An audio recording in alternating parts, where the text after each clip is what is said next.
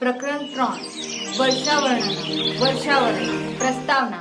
મહર્ષિ વેદવ્યાસે 18 પુરાણોની રચના કરી છે। 18 પુરાણોમાં ભાગવત પુરાણ ઉત્તમ મનાય છે। તેમાં કુલ 12 સ્કંદ અને 18,000 શ્લોકો આવેલા છે। ભાગવત પુરાણના 10મા સ્કંદના 20મા અધ્યાયમાં વર્ષા અને શરદ ઋતુનું સુંદર વર્ણન પ્રાપ્ત થાય છે। તેમાંથી વર્ષા ઋતુને લગતા 7 શ્લોકો અહીં લેવામાં આવ્યા છે। વર્ષા ઋતુનું આગમન થતાં જ વાદળની ગર્જના અને વીજળીના ચમકારાથી આકાશ છવાઈ જાય છે। વાદળોમાંથી જળની ધારાઓ વરસવા લાગે છે।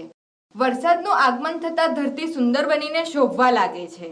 ધન ધાન્યથી ભરપૂર ખેતરો જોઈને ખેડૂતો ખુશ થઈ જાય છે।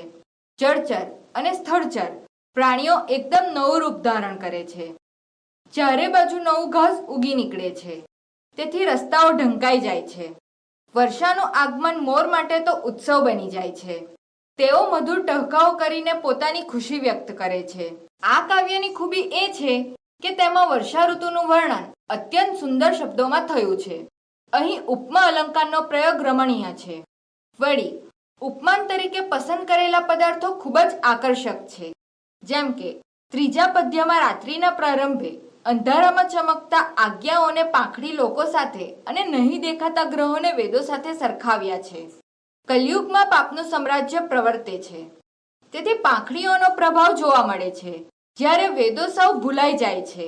છઠ્ઠા શ્લોકમાં ઘાસથી ઢંકાઈ ગયેલા માર્ગોને અભ્યાસના અભાવે વિસરાઈ ગયેલા વિજ્ઞાન સાથે અને 7મા શ્લોકમાં વાદળોના આગમનથી હરખાઈ ગયેલા મોરને ગૃહસ્થ લોકો સાથે સરખાવવામાં આવ્યા છે।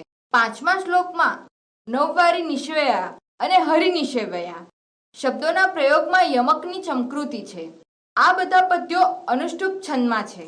તતઃ પ્રાવર્તત પ્રાવૃટ્ટ સર્વસત્વ સુખપ્રદા વિદ્યોતમાપન પરિધિ વિસ્ફુરિચન ભસ્તલા। અનુવાદ: પછી સર્વ પ્રાણીઓને સુખ આપનારી, ચમકતા તેજો વર્તુળવાળી અને ખડબડતા ગરજતા આકાશવાળી વર્ષા ઋતુ શરૂ થઈ। અષ્ટો માસા નિપિતમ યદ ભૂમ્યા જલમયમ વસુ સ્વગોમિર્ભો કુત્મારેભે ભાસ્કરઃ કાલ આગતે। અનુવાદ: સમય આવ્યો ત્યારે 8 મહિના સુધી ધરતીનું જે પાણીરૂપી દ્રવ્ય સૂર્ય પીધું હતું તેને પોતાના કિરણો વડે છોડવાની શરૂઆત કરી। નિશામુખેષુ ખદ્યોતાસ્મતા ભંતિ ન ગ્રહા યથા પાપેન પાખંડા નહીં વેદા કલો યુગે। અનુવાદ: જેમ રાત્રિના પ્રારંભ કાળે કળિયુગમાં પાપ વડે પાંખડી લોકો શોભે છે, તેમ અંધારામાં આજ્ઞાઓ શોભે છે। ગ્રહોની માફક વેદો શોભતા નથી। ક્ષેત્રાણી શશમ્યંભી કર્ષકાણામ મુદમ દંદુ ધનિનામુપતાપમ ચ દેવાધીનમ જાનતામ।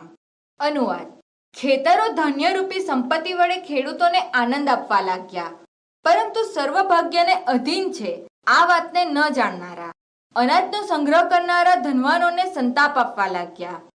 જલસ્થ લોકસ્ય સર્વે નૌવારેણી નિષેવયા અભિભદ્ર રુચિરમ રૂપમ યથા હરિની સેવયા।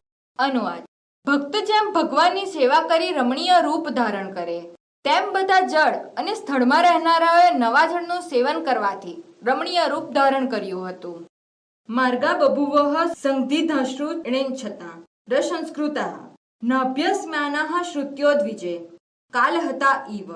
અનુવાદ: બ્રાહ્મણોથી અભ્યાસ નહીં કરવામાં આવતા, સમય આવ્યે નાશ પામનારા વેદોની માફક સરખા ન કરવામાં આવેલા માર્ગો ઘસથી છવાયેલા, અસ્પષ્ટ અને ધૂંધળા બન્યા। મેઘાગમોત્સવા હષ્ટા પ્રત્યંદન શિખડિન ગૃહેણુ તત્પા નિવિર્ણા યથા ભગવજન નાગમે।